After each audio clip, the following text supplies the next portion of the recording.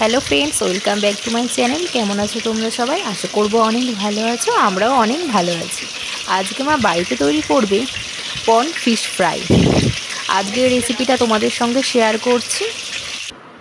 প্রথমে আমরা চিংড়ি মাছগুলিকে পুরো খোসাটা ভালো করে ছাড়িয়ে নিয়েছি। এবার লেজাটা একটু রেখে দিয়েছি, না হলে গুটিয়ে যাবে। আমাদের এখানে পরিষ্কার করে চিংড়ি মাছ বাছা হয়ে গেছে। এবার আমরা সামান্য একটু লবণ, সামান্য একটু হলুদ, একটু লেবুর রস, হাফ চামচ মতন গোলমরিচ গুঁড়ো দিয়ে ভালো করে চিংড়ি মাছগুলিকে মেখে নেব। আর দিয়েছি আদা, রসুন, কাঁচা লঙ্কা বাটা দিয়ে ভালো করে ম্যারিনেট করে আধা ঘন্টা রেখে দিতে হবে। আমরা এখানে হাত দিয়ে ভালো করে ম্যারিনেট করে নিয়েছি। আমাদের ম্যারিনেট করা হয়ে গেছে। এবার আমরা আধা ঘন্টার জন্য রেখে দিয়েছি। এবার একটি পাত্রে 3 চামচ মতন কর্নফ্লাওয়ার, 3 চামচ ময়দা, 2 চামচ বেসন, স্বাদ মতো দিয়েছি লবণ, সামান্য হলুদ গুঁড়ো, সামান্য গোলমরিচ গুঁড়ো, সামান্য বেকিং সোডা, অল্প পরিমাণ জল দিয়ে একটা ঘন ব্যাটার তৈরি করে নিতে হবে। আমরা এখানে সব কিছু উপকরণ দিয়ে দিয়েছি। এবার ভালো করে একটি ঘন ব্যাটার তৈরি করে নিতে হবে।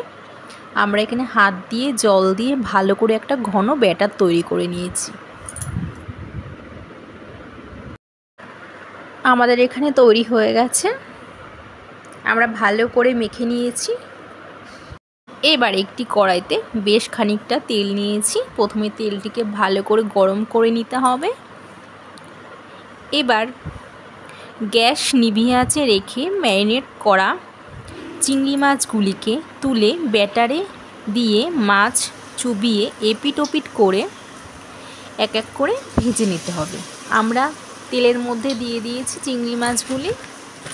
এবার ভালো করে একটু ভেজে নিতে হবে। এপিট ওপিট করে নিভিয়ে আছে ভালো করে ভাজতে হবে। আমরা এখানে চিংড়ি মাছগুলিকে এক এক করে দিয়ে দিয়েছি। আমাদের মাছগুলি ভাজা হচ্ছে।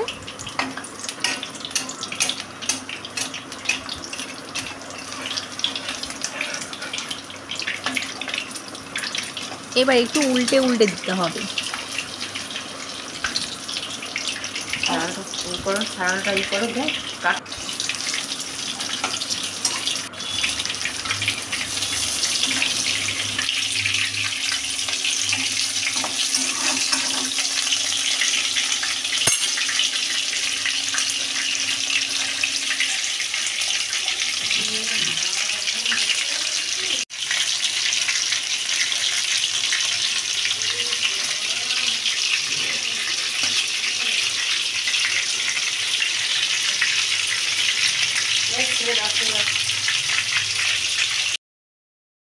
আমাদের তৈরি হয়ে এসেছে। এবার আমরা একটি প্লেটে চিংড়ি মাছগুলিকে তুলে নেব। বেশ লাল লাল করে ভাজা হয়ে গেছে।